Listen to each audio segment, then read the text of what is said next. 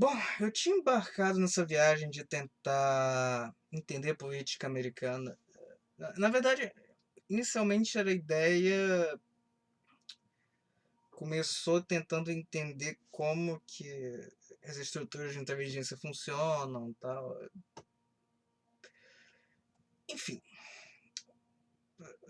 eu não sei se eu cheguei numa conclusão muito clara ainda. É bem verdade.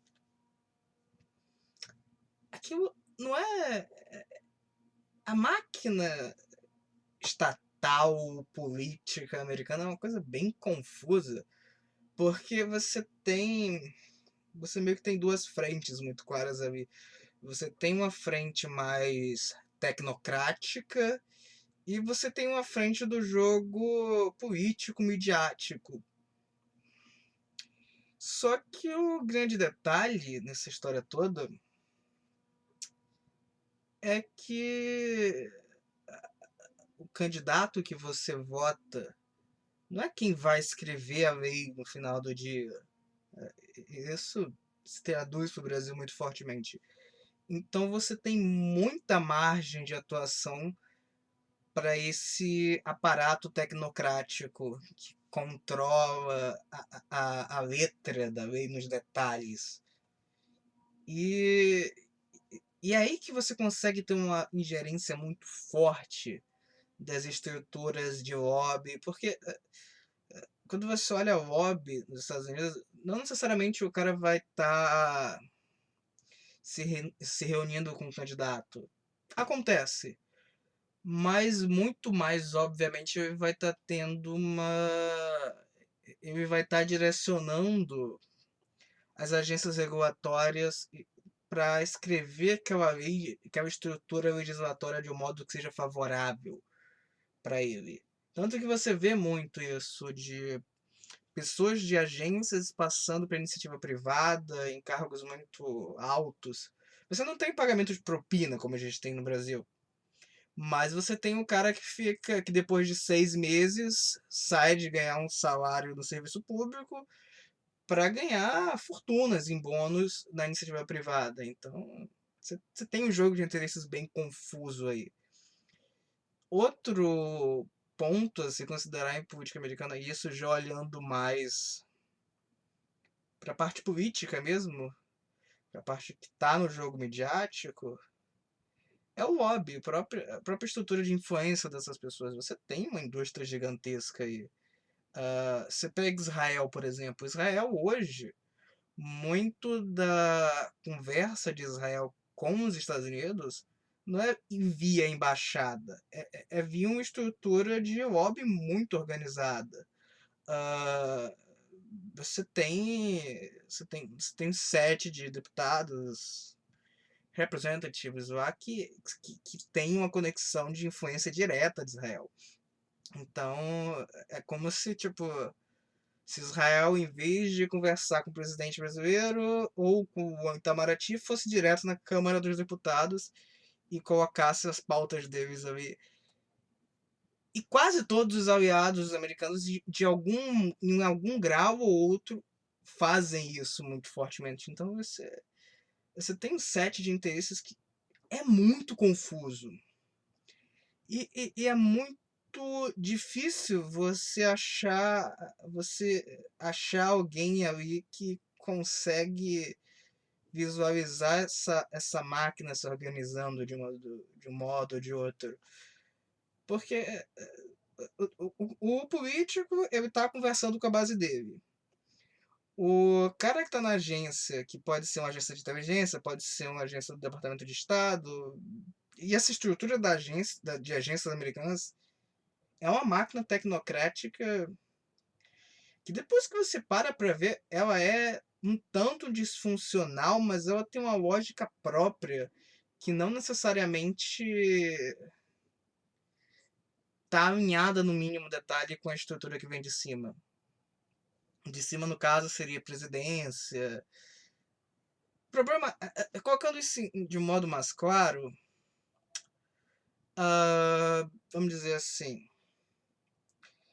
você diz. A peça regulatória que sai de Washington diz.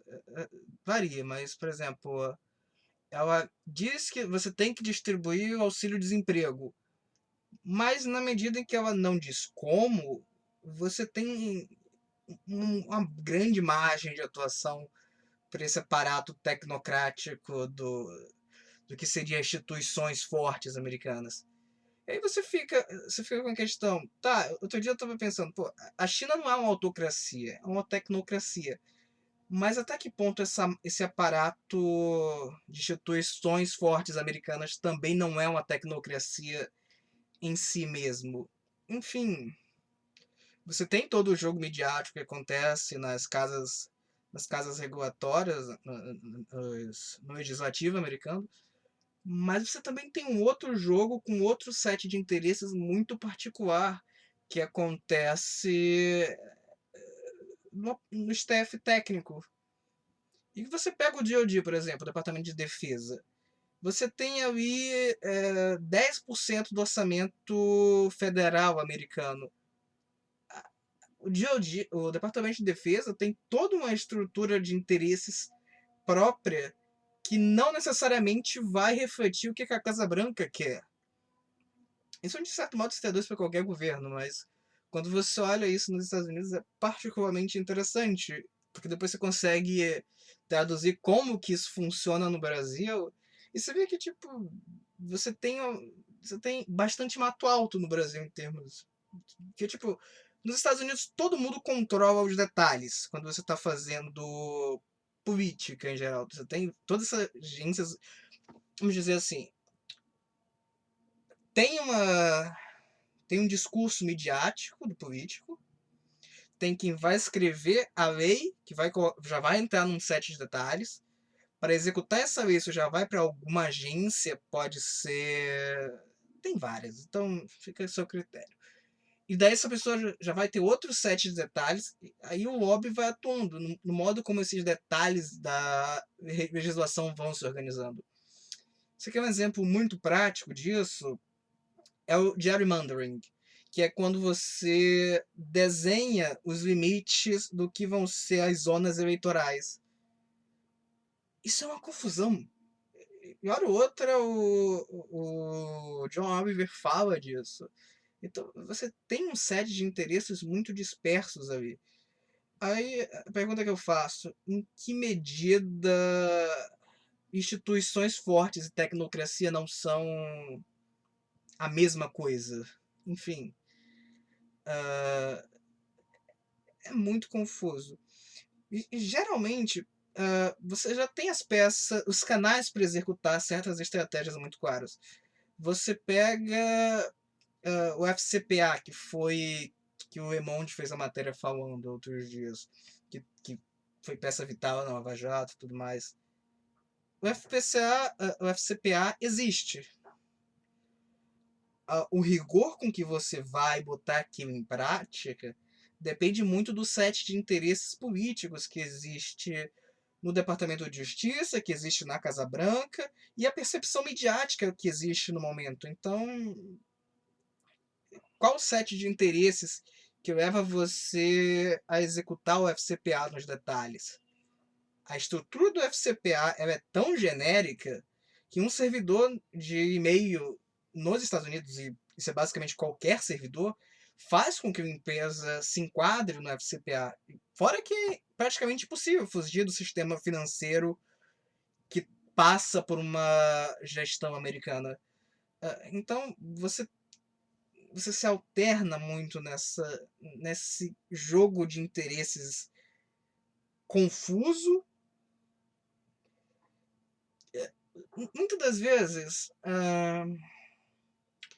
talvez os políticos tenham até um certo interesse bom, mas eles não têm capacidade de executar os mínimos detalhes. Então, é uma grande confusão. Você pega, eu tinha falado de seguro-desemprego, né? O John Oliver tem um vídeo, um episódio perfeito no The Last Week Tonight, que mostra como que, tipo, tinha uma peça regulatória para o seguro-desemprego, mas como que quando os estados foram executar essa política, se o cara não estava interessado, ele conseguia, tipo, fazendo o sistema ficar lento, fazendo. É confuso, saca? Você tem uma política que tá na mídia, que tá na discussão pública, mas tem caminho muito grande entre o que tá na discussão pública e o que vai acontecer de fato. Ah, é uma grande zona cinzenta no final das contas.